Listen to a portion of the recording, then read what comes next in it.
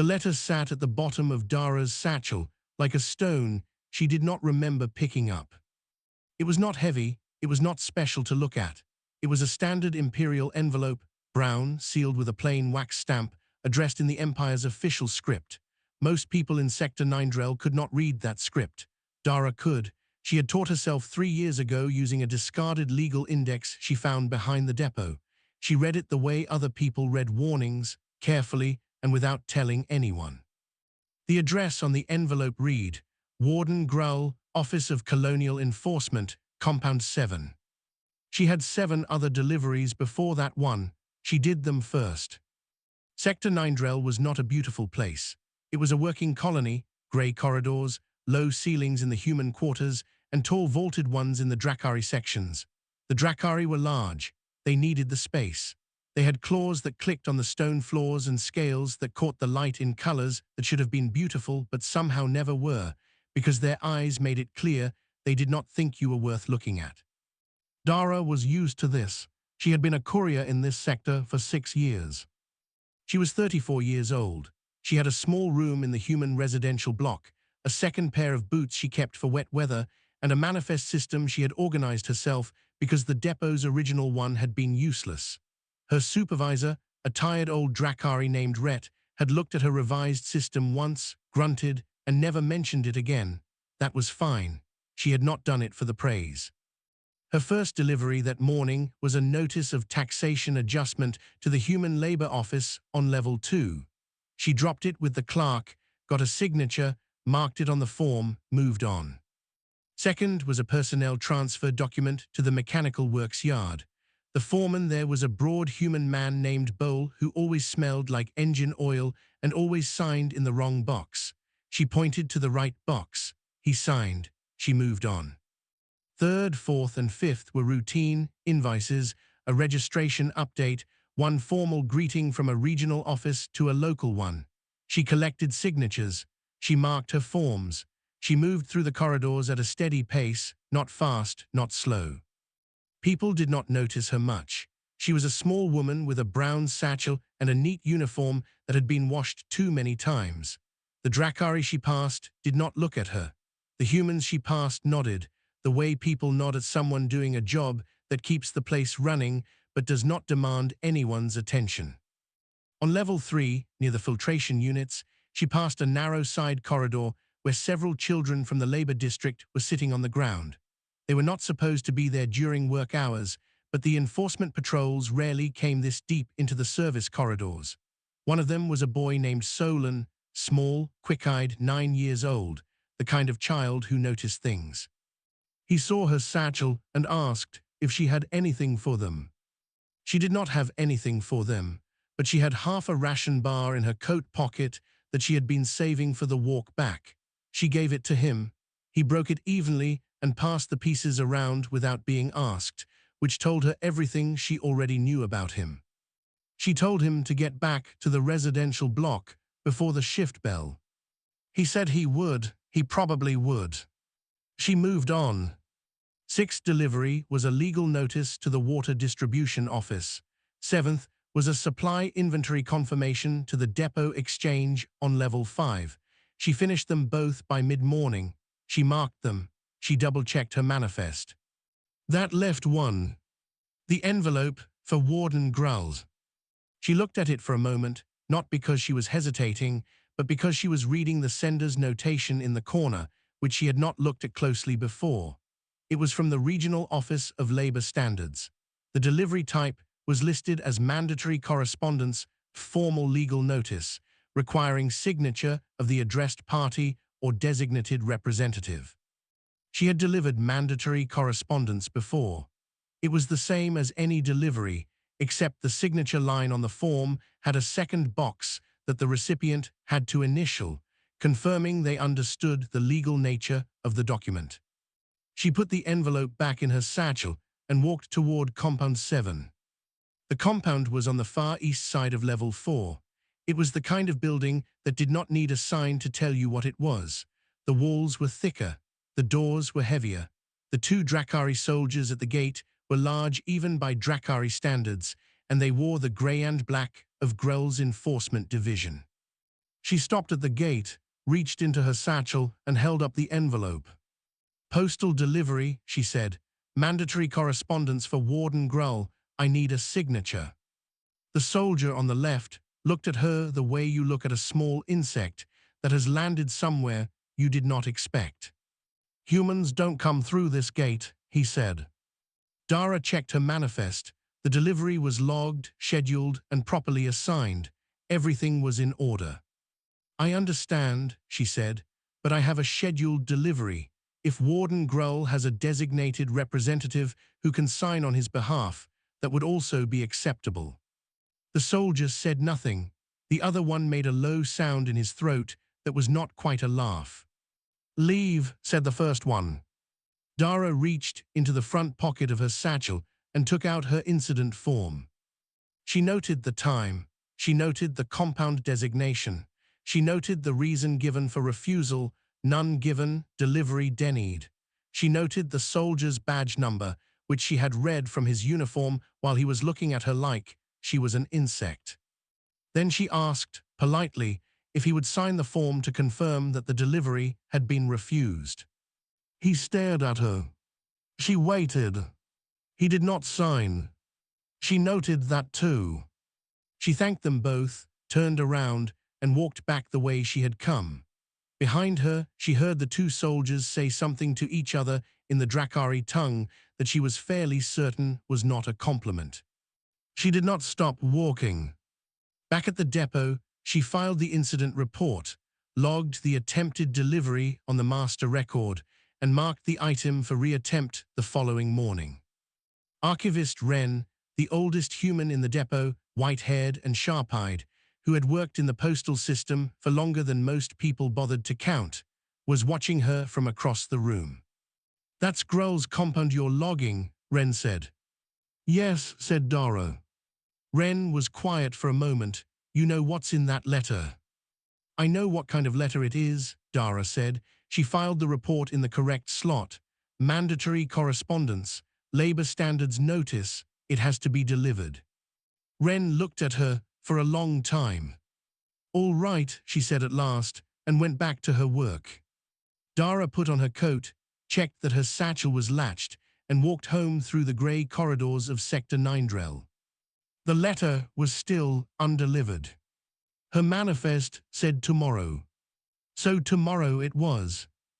There is a particular kind of quiet that lives in places where nobody expects anything to change. Compound 7 had that quiet. It had always had it. The guards at its gate had turned away humans before, dozens of them, hundreds maybe, over the years, and none of them had ever come back. So when Dara Voss appeared at the gate again the next morning, the soldier from the previous day looked at her with something close to disbelief. "You again," he said. "Second attempt, mandatory correspondence for Warden Grull," she said. She held up the envelope. "I have the reference number from yesterday's attempted delivery if you need it for your records." He did not need it for his records. He did not have records for things like this because things like this did not happen. Humans delivered items to the outer admin offices. Humans did not come back twice. "I told you yesterday," he said, "humans don't come through this gate." "I understand. Is there a designated representative available to sign on Warden Grull's behalf?" Under Postal Code, Section 12, a named representative of the addressed party is a valid signatory for mandatory correspondence. The soldier stared at her. She waited. She was good at waiting. 6 years of couriering in a sector that ran on Drakari time, which was slower and more inconvenient than human time in every possible way, had made her very good at it. "There is no representative," the soldier said finally. "All right," she took out her incident form. She filled in the date, the time, the compound number, the badge number she had memorized the day before, and the reason for refusal. No representative made available, delivery denied. She wrote it neatly because she always wrote neatly. Then she held the form out toward him. "Would you sign to confirm?" He looked at the form, he looked at her, he looked at the form again. "No," he said. She wrote that down too. Then she said, "Thank you," turned around, and walked back the way she had come. She did not hurry. There was no reason to hurry. She had 4 other deliveries that morning, and she did all of them in the correct order, collected all the correct signatures, and returned to the depot by early afternoon. She filed the second incident report. She cross-referenced it with the first. She marked the envelope for a third attempt and noted in the case log that 2 consecutive refusals had been recorded, which under Imperial Postal Regulation triggered an automatic review flag. The flag would go to the Regional Oversight System. The Regional Oversight System was automated. It did not care about Grull or Dara or anything except whether the fields were filled in correctly, and Dara's fields were always filled in correctly. She filed everything and went to check on the depot's incoming shipment, which had arrived with the wrong sorting labels again. She fixed the labels. She did not mention it to anyone. She just fixed them and moved on. 3 days later, the regional system sent a compliance notification to Governor Esrath's administrative office. It was a low-priority flag, the kind that usually got cleared within a week. An undelivered mandatory notice. Required resolution within 14 days or formal hearing would be triggered. Standard language, automated. Governor Esrath's aide read it, flagged it for review, and passed it up the chain. Esrath himself read it that evening. He was a large Drakari, even by Drakari standards, with dark green scales and the careful eyes of a creature that had spent 40 years navigating imperial politics. He read the notification once. Then he read the name on the original letter, Warden Grull, and he made a sound low in his throat. He sent a message to Grull that same night. Grull read it and sent back 3 words, "I will not." Esrath stared at the response for a long time. He had dealt with Grull for 11 years. He knew the Warden was useful. He also knew the Warden was proud in the way that old soldiers are proud, deep and immovable, and completely unreasonable when it touched on what he considered his dignity. Accepting a delivery handed by a human courier was, in Grull's view, a performance of submission. He would not perform it. Esrath sent another message. He explained that this was not about dignity, it was about a 14-day compliance window and an automated system that did not understand dignity. He told Grull to simply have an aide accept the letter at the outer office. Grull sent back 4 words, "Send them away again." Esrath closed the message and sat for a while in the quiet of his office, which was large and well-furnished and overlooked the central atrium of the administrative hub. From up here, the sector looked organized, efficient, under control. He had a bad feeling. On the morning of the 4th day, Dara arrived at Compound 7 for her 3rd attempt. There was a new soldier at the gate.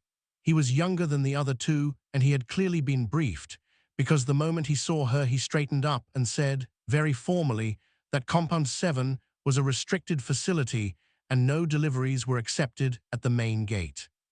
Dara asked if that was a change in standing orders, and if so whether it had been filed with the Postal Authority as a valid grounds exemption, because if it had, she would need the exemption reference number for her incident form.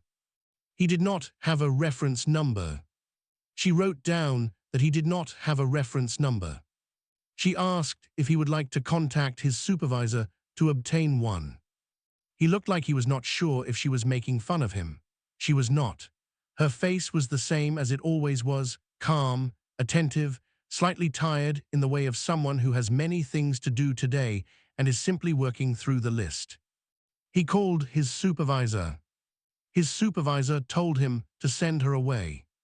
She asked the supervisor, through the soldier, whether a reference number for the grounds exemption could be provided. The supervisor said to send her away. She noted in her form, supervisor contacted, exemption reference number refused, 3rd delivery attempt denied, no signature obtained. She thanked them, filed the 3rd report that afternoon, and cross-referenced all 3. Automated system received the 3rd report and escalated the flag from low priority to standard priority. A 14-day hearing countdown began. The notification went to 6 offices simultaneously: the Regional Postal Authority, the Administrative Compliance Board, the Colonial Oversight Department, the Labor Standards Office, the Legal Records Division, and because the letter in question was originally from the Labor Standards Office, back to the very people who had sent it in the first place. Esrath received a copy of the escalation at the same time as 5 other regional officers. He sat with it for a long time. Then he called a meeting with Commander Val, his senior enforcement liaison, and said, "Handle this quietly before it goes any further."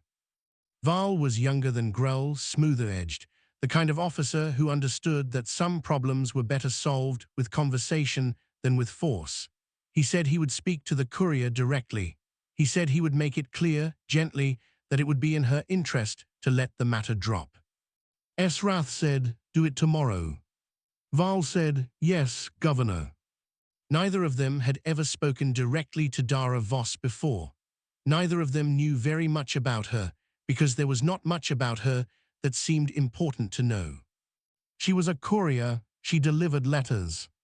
She had so far attempted to deliver one letter 3 times, filed 3 detailed incident reports, triggered 2 automated compliance flags, and sent notifications to 6 regional offices, without raising her voice once, without making a single demand, and without doing anything except her job.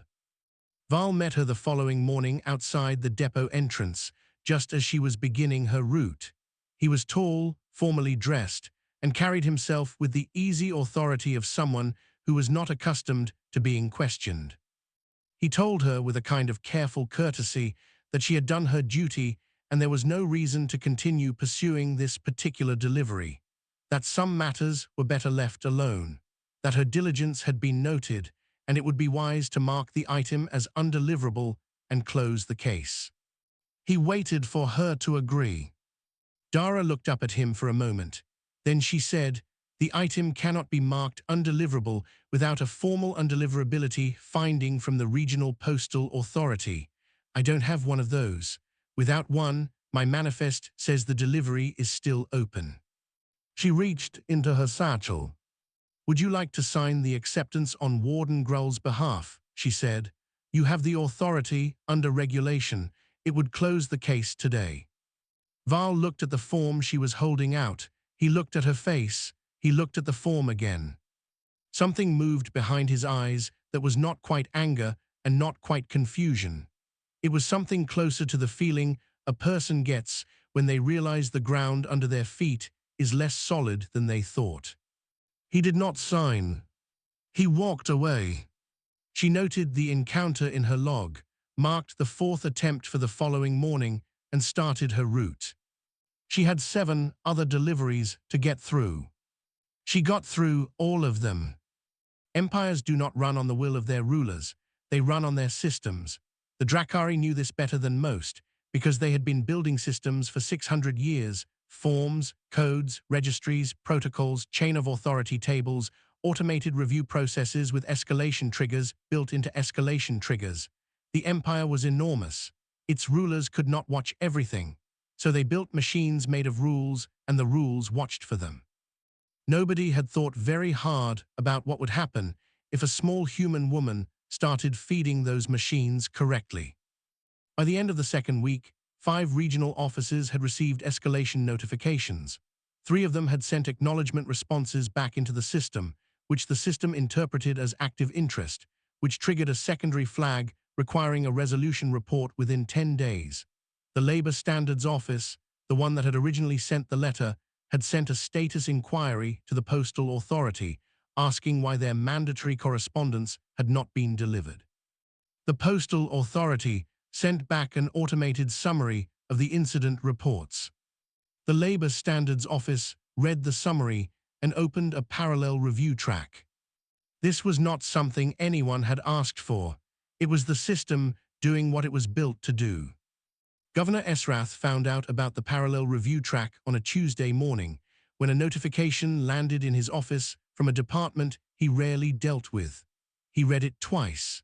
Then he called his aide in and asked how one undelivered postal item had generated 11 separate administrative threads across 4 departments. His aide said he was not entirely sure. Esrath sent for the incident reports. He read them, all 4 of them. They were detailed, they were precise. Every refusal documented with time, location, badge number of the refusing officer, and specific citation of the relevant postal code being invoked. Every reattempt cross-referenced with the previous one. The handwriting was very neat. Esrath set the reports down on his desk and looked out the window at the atrium below. He sent another message to Grull. He did not use careful language this time. He told Grull plainly that the automated system had now generated 11 administrative threads, a parallel review track, and a 10-day resolution deadline, and that if Grull did not have someone accept that letter within the week, the matter would be referred to the Regional Compliance Board with Grull's name on the file as the non-compliant party. Grull's response came back in under an hour. It said, "I will not accept correspondence handed to me by a human courier. That is my final word on this." Esrath read it, he took a long breath, then he tried a different approach. He contacted the postal authority directly and requested that the case be flagged as administratively resolved due to unusual circumstances. He used language that implied authority he did not quite have over the postal system, but that he expected would not be closely examined. The postal authority's automated system examined it closely. It returned a notice within 6 hours. Mandatory correspondence cases could not be administratively closed by local or regional governors. They could only be closed by delivery, by formal undeliverability ruling, or by the postal authority's own compliance division. Esrath requested a ruling from the compliance division.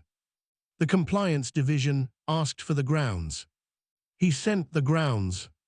The compliance division replied that the grounds he had listed, operational security concerns at the receiving facility, did not qualify under the postal code's list of valid undeliverability reasons because the addressed party was not absent, deceased, relocated, or otherwise unable to receive correspondence. Warden Grull was present, accessible, and simply refusing. That was not the same thing. That was non-compliance. The file grew. Dara, during all of this, was delivering her regular route. She attempted the delivery at Compound 7 on Monday, Wednesday, and Friday of that week, as the regulations allowed for persistent mandatory items. Each time she was turned away. Each time she filed a report. She was on her 7th incident report now. Her cross-referenced case log was extremely thorough. On Thursday, she ran into archivist Wren in the depot's back room, where the old forms were kept. Wren was recataloguing some very old records, the kind of work she gave herself when she wanted to think without being disturbed. Wren asked her, without looking up from what she was doing, whether she knew the current flag count on the Grull case. Dara said she did not have access to the regional system's internal count, but she estimated around 10 to 15 based on the escalation schedule in the postal code. Wren said it was 17. She had a friend in the regional admin office.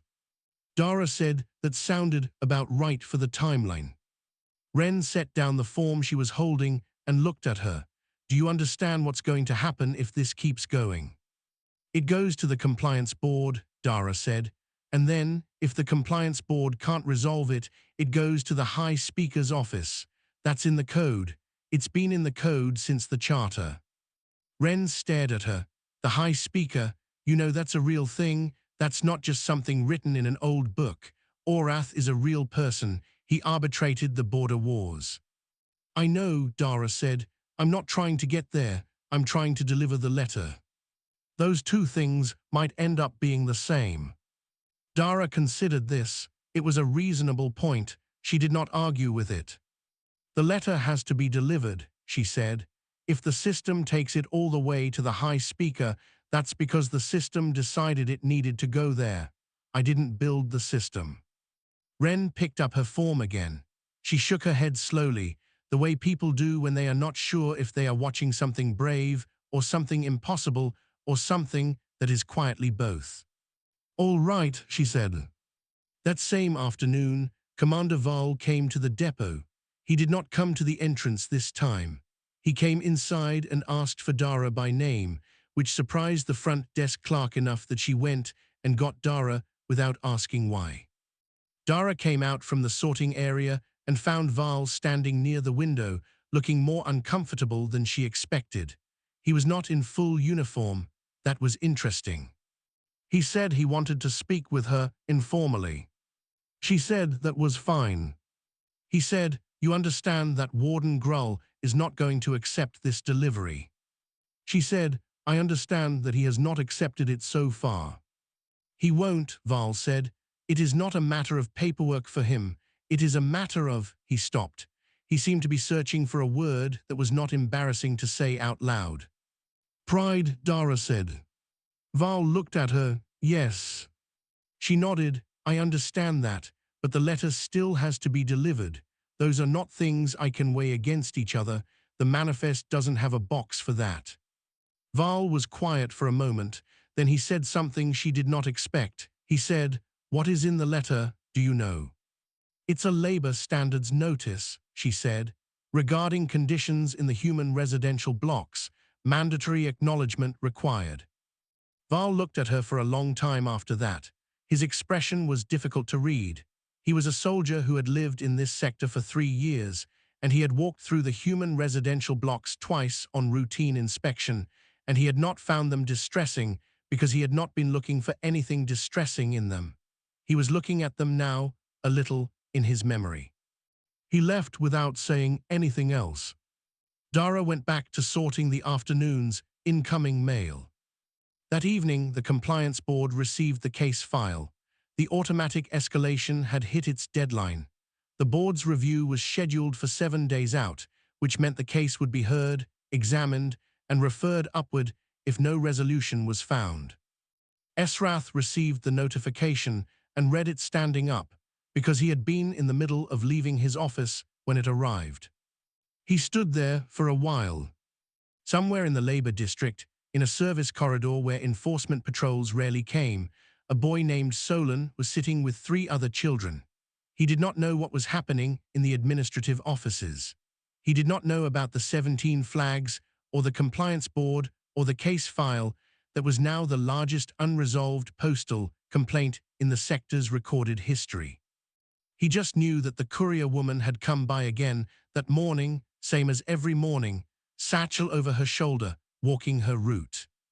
That seemed normal to him. She always came back. He didn't know yet that most people didn't.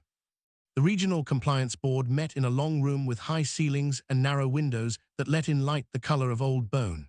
There were 7 members, all Drakari, all senior administrators who had spent their careers in the Empire's bureaucratic structure.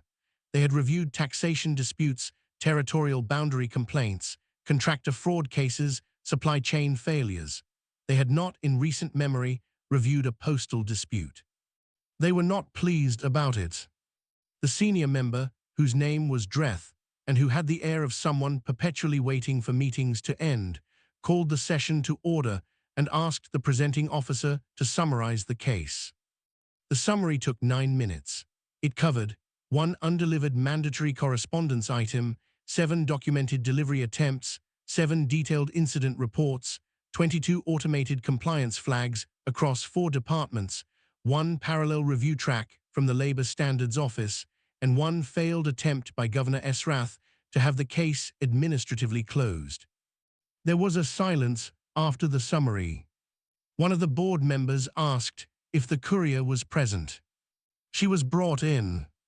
Dara walked into the long room and stood at the speaker's position, which was a slightly raised circle of floor in the center of the room that had clearly been designed for someone much larger than her. She stood in the middle of it and looked at the 7 large Drakari behind their long desk and did not appear particularly frightened, which several of them found faintly unusual.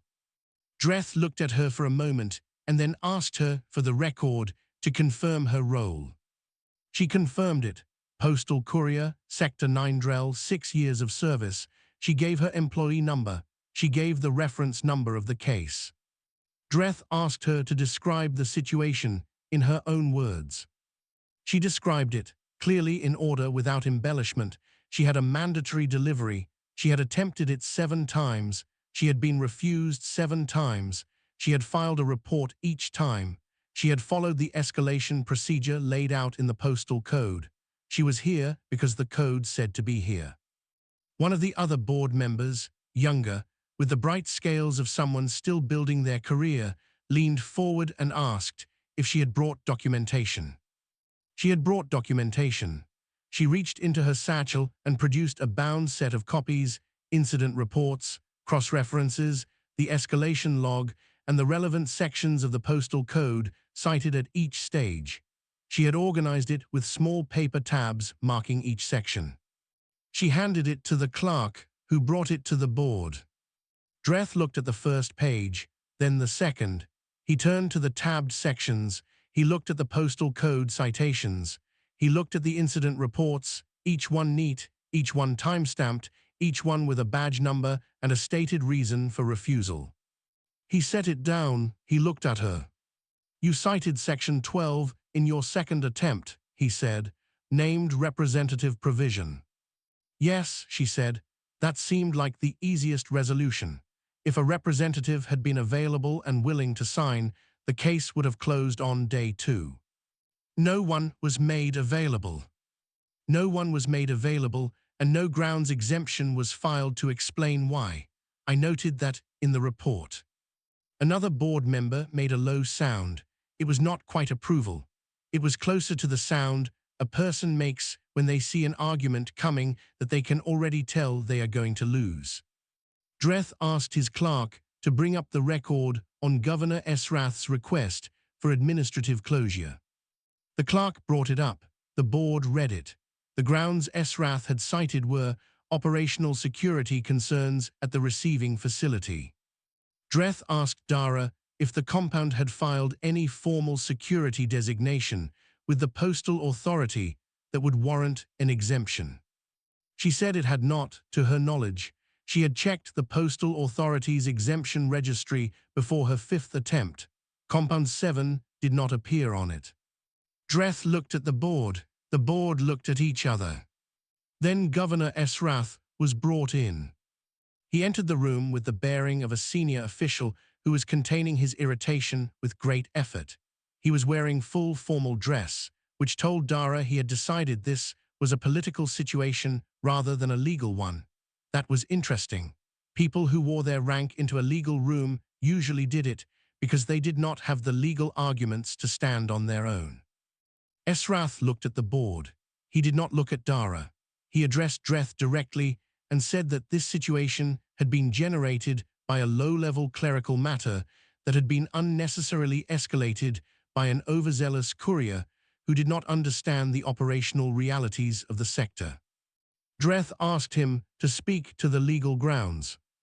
Esrath said that Compound 7 was a sensitive facility and that demanding entry or acknowledgement from its commanding officer on behalf of a human postal worker was an unreasonable application of a postal regulation designed for ordinary administrative correspondence, not for enforcement compounds. Dreth asked which specific provision of the postal code exempted enforcement compounds from mandatory correspondence requirements. Esrath said that it was a matter of common sense and administrative judgment. Dreth said he was asking about the code. Esrath did not answer. In the quiet that followed, one of the younger board members turned the tabbed document toward Dreth and pointed to something. Dreth read it. He set the document down and looked at Esrath. "The postal code," Dreth said, "has 104 listed exemptions for mandatory correspondence delivery. Enforcement compounds are not among them. The code was last updated 19 years ago. It has been reviewed twice since by the Imperial Standards Committee, and the exemption list was not changed." Esrath said that policy and practice were not always the same thing. Dreth said that before this board, the code was policy. Another long quiet. Then Esrath did something that surprised Dara slightly. He turned and looked at her directly for the first time. He looked at her the way you look at something that you badly want to categorize and keep finding that you cannot. He said to the board, but looking at her, "This individual does not understand the consequences of what she has set in motion." Dreth said That is not a legal argument. That is an opinion about her comprehension. Esrath's jaw tightened. The board called a recess. During the recess, Dara sat on a bench in the corridor outside and ate the lunch she had packed. It was a decent lunch: bread, dried fruit, a container of the thin soup that the Labor District Commissary made on Tuesdays, which was the best day for it. She ate it methodically and watched the Drakari officials move in and out of the side offices and tried to note which ones looked worried and which ones looked merely inconvenienced. Val passed her in the corridor. He had not been called to testify, but he was clearly present, standing near the wall with his arms folded. He looked at her eating her lunch on the bench, and she thought she saw something pass across his face that might have been, against everything, a very small and well-contained flicker of respect. She finished her lunch. The board reconvened. Dreth delivered their finding in the formal cadence of someone who had done this many times. The case could not be resolved at the regional level. The grounds for refusal were not legally sufficient. The attempts by the governor's office to administratively close the case were found to be procedurally invalid. Given the failure of resolution at the regional level and the mandatory nature of the correspondence in question, the case was being referred upward to the High Speaker's office for formal arbitration. There was a sound in the room, not loud, not dramatic, just the particular sound of air moving when a lot of large creatures shift their weight at the same time. Dara put the tabbed document back in her satchel. She thanked the board for their time. She asked the clerk for the case reference number for the High Speaker referral so that she could update her incident log. The clerk stared at her for a moment, then gave her the number. She wrote it in the correct box. Outside in the corridor, Esrath stood with his aide. He was not speaking. He was looking at a fixed point on the wall. Val walked past him. Then he stopped and looked back at where Dara was coming through the door, adjusting the strap on her satchel. He said nothing. She walked past him and headed for the building's exit, because she still had 2 afternoon deliveries to complete, and the route did not stop because her morning had been complicated. Behind her, the referral was already moving through the system. Somewhere very far above the grey corridors of Sector 9, in a chamber that had not been used for a case from this sector in 2 centuries, a notification landed in the office of High Speaker Orath. His clerk read it again, then went to inform him that there was a postal matter requiring his attention. The High Speaker was 400 years old. He had arbitrated wars. He set down what he was reading and asked what kind of postal matter. His clerk told him.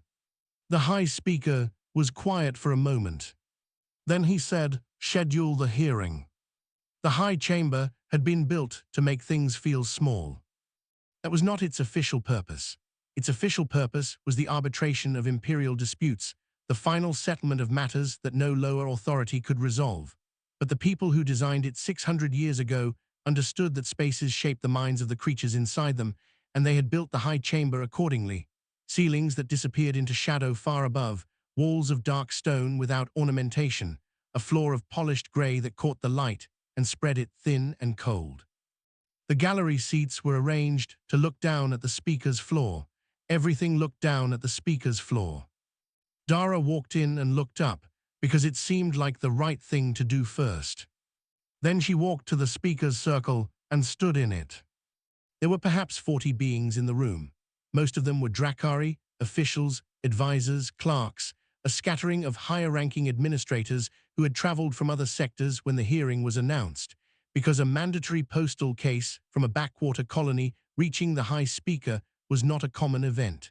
Some of them had come to see Grull and Esrath, whose careers were now sitting on a very narrow ledge. Some of them had come because they had heard about the human woman, and they wanted to see what a human woman who had generated 22 compliance flags looked like in person. She looked ordinary. That was what they saw. A small human woman in a clean but much-washed uniform, a brown satchel over one shoulder, standing in the speaker's circle with her hands at her sides. Not defiant, not frightened, just present. Some of them made sounds that translated in various Drakari dialects to something like that. High Speaker Orath entered from the side door. He was not the largest Drakari in the room. He had been once, but 4 centuries had compressed him slightly, the way very old things sometimes compress under their own weight into something denser and harder than they were before. His scales were deep grey, almost black, worn smooth in places. He moved without hurry, and he sat without ceremony, and he looked at the room with eyes that had seen 600 years of the Empire's history and had not been surprised by very much of it. He looked at the file first. He read for a long time. No one spoke. Then he looked at Dara. "You are the courier," he said. His voice was low and even, not unfriendly, not particularly warm. Precise, the way old things that have been used carefully for a long time are precise. "Yes," she said. "You attempted this delivery how many times?" 7 times, High Speaker, with incident reports filed after each attempt. "And you have the reports with you?" Yes, she produced the document, the bound set with the tabs. A clerk came forward and took it to Orath, who accepted it without looking at the clerk and opened it and looked at the tabs. He turned to the Labor Standards citation section. He read. He turned to the escalation log. He read that too. He set it down and looked at the room. His gaze moved across Esrath, across Grull, who was standing near the left wall and who had the particular stillness of a creature that had decided it was beneath him to look nervous, but was finding that harder than he had expected, and then back to Dara. "What is it you want?" he asked. "I want to complete my delivery," she said. "I have an item on my manifest that has not been signed for. My job is not finished." "You understand what this proceeding is?" "I understand it has become larger than I intended," she said. "I did not intend to bring a case before the High Speaker. I intended to deliver a letter." "Those 2 things are now the same." "Yes," she said, "I noticed that." Something moved at the corner of Orath's mouth. It was extremely brief and might not have been anything at all. He looked at Grull, Wardens. Grull stepped forward. He was large even here, even in a room built for large things. His armor was immaculate. He had the bearing of someone who had walked into a great many rooms and expected them to rearrange themselves around him, and he had usually been right. "High Speaker," he said, "you refused delivery of mandatory Imperial correspondence." "I refuse to allow a human courier access to a restricted enforcement facility," Grull said. His voice was level. "The distinction is relevant." "The distinction does not appear in the Postal Code's list of valid grounds for refusal," Orath said. "Restricted access to your facility is a legitimate security concern. Restricted access to a designated representative, a signing clerk, an outer reception point, or any other mechanism by which you could acknowledge receipt without permitting internal access. None of that is addressed in your reports. None of it was offered." Grull was quiet. "You refused the delivery because the courier was human," Orath said, "not as an accusation, as a statement of record." Another quiet. "Yes," Grull said. Several people in the gallery shifted. The words sat in the air of the high chamber with the weight of something that had been known by everyone and said by no one until this moment. Orath looked at Esrath. "And you attempted to close the case through administrative channels without legal grounds." Esrath said, "I was attempting to prevent an unnecessary escalation of a minor issue." "You were attempting to prevent the law from operating," Orath said, the same tone, even, unhurried. "Those are different things." Esrath did not reply. Orath was quiet for a moment. When he spoke again, it was in the formal cadence of ruling, slower, measured, each word chosen and placed with care. He said that the Drakari Empire had stood for 600 years on the foundation of its law. That law was not decoration, it was not suggestion. It applied to every party operating within the empire, the high, the middling, the low, and the very small. It applied to admirals and to couriers. It applied to wardens and to the letters they did not wish to receive. He said that the courier, Dara Voss, had at every step followed the correct procedure, that her documentation was complete accurate, and meticulous, that she had not exceeded her authority or acted outside her role at any point. She had done her job. He said that Warden Grull had violated postal code, administrative code, and the foundational charter of the Empire, which held that no party within the Empire's jurisdiction could refuse the operation of imperial systems on the basis of the species of the operating party. He said that Governor Esrath had attempted to use political authority to obstruct an automated legal process, which was itself a violation of administrative code. Then he said, "The delivery will be completed today in this chamber." Grull stood very still. "Warden Grull," Orath said, "you will accept the correspondence." 40 beings in that gallery held very still. The clerks held very still. Esrath, near the wall, held very still. Grull turned. He walked across the floor of the high chamber, and each step was the step of someone carrying something very heavy that he had decided, just now, to set down. He stopped in front of Dara. She reached into her satchel. She took out the envelope, the same envelope, brown, sealed, plain, and she held it out. He took it. She held out her manifest form and a marking pen. She indicated the signature line and the initials box below it. He read it. He took the pen. He signed. He initialed. She took the form back. She looked at it once.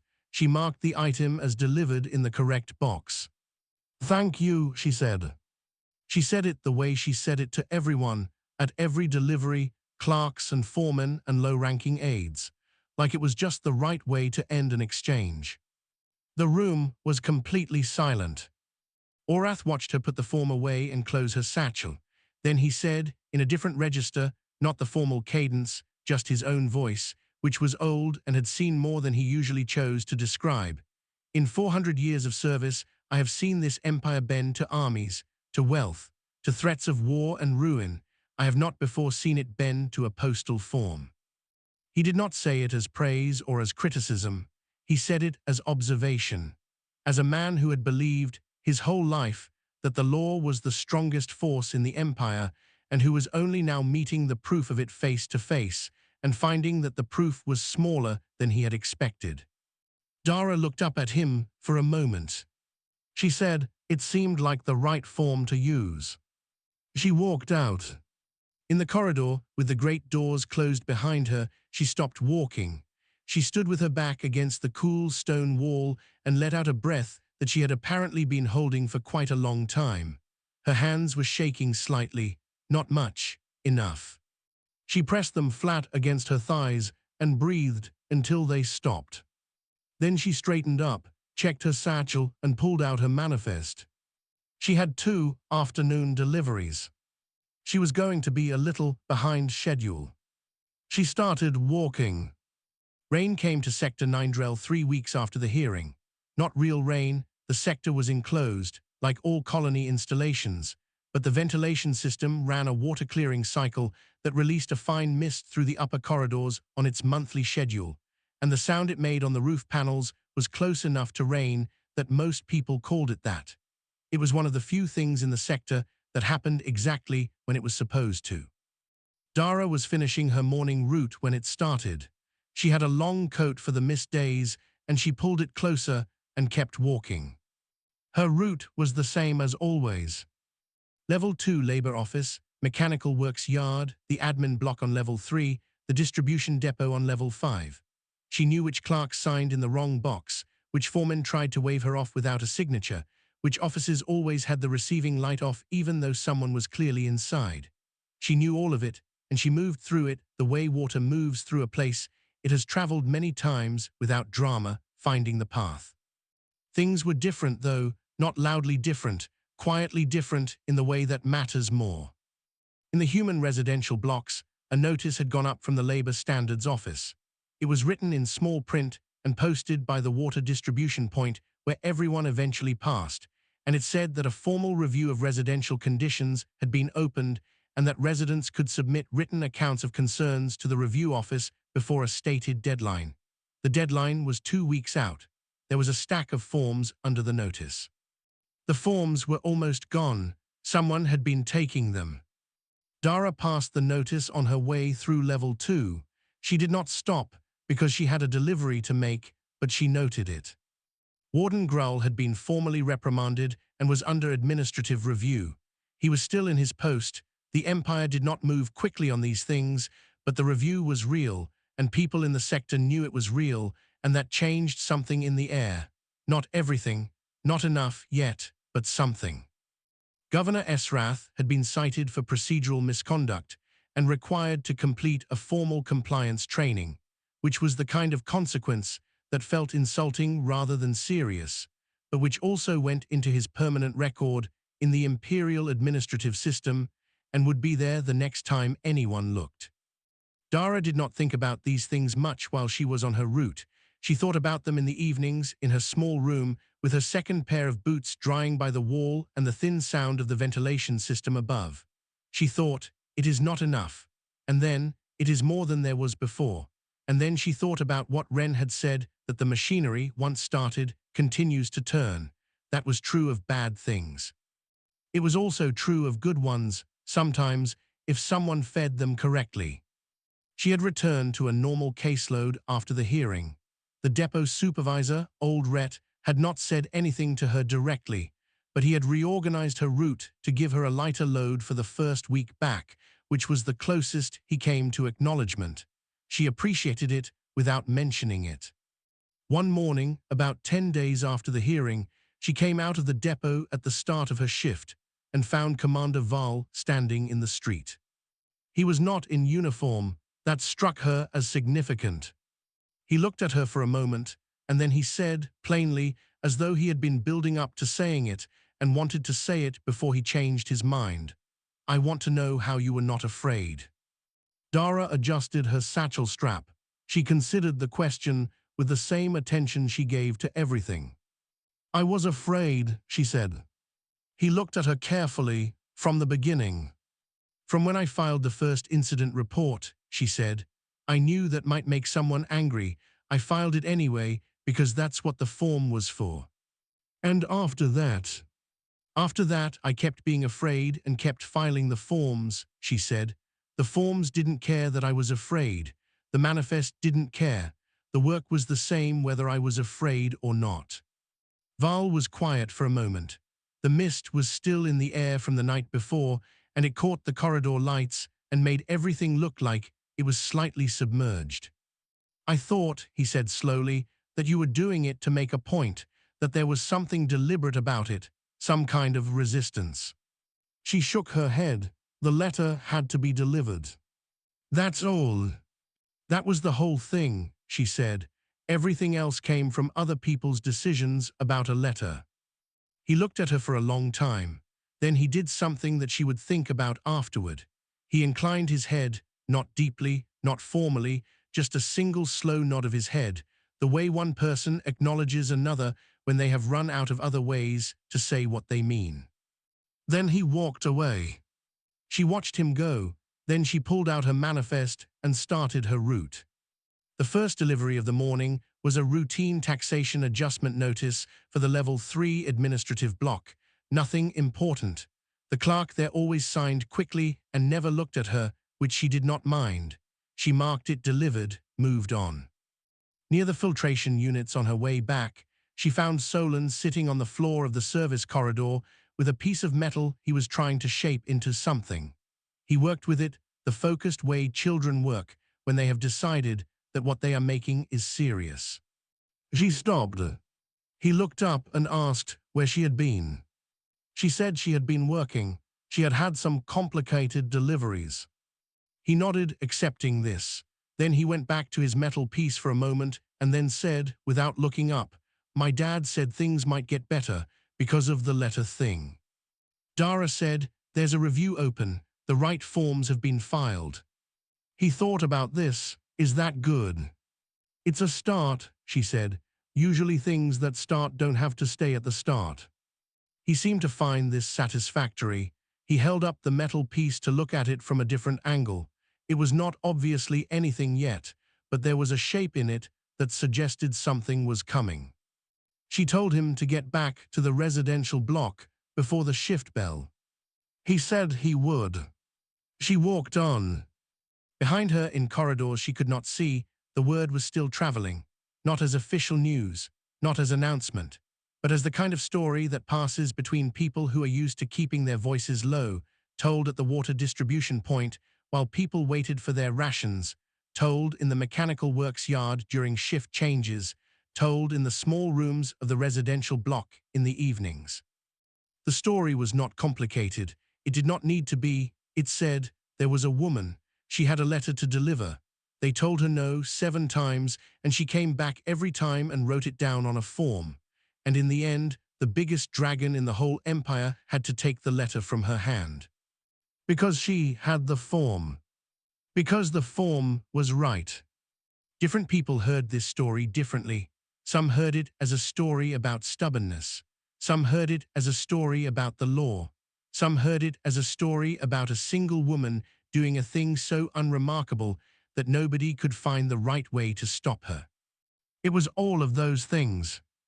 But for the people sitting in rooms they had not chosen, in a sector that had not seemed to notice them, what the story said most clearly was this.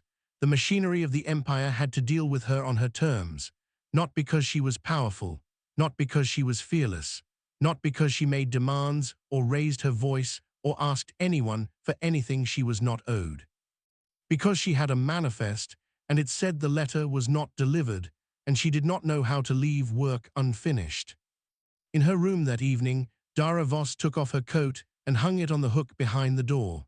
She set her satchel on the table and opened it and checked tomorrow's manifest, which she had already checked twice, but which she checked again, because that was the kind of person she was.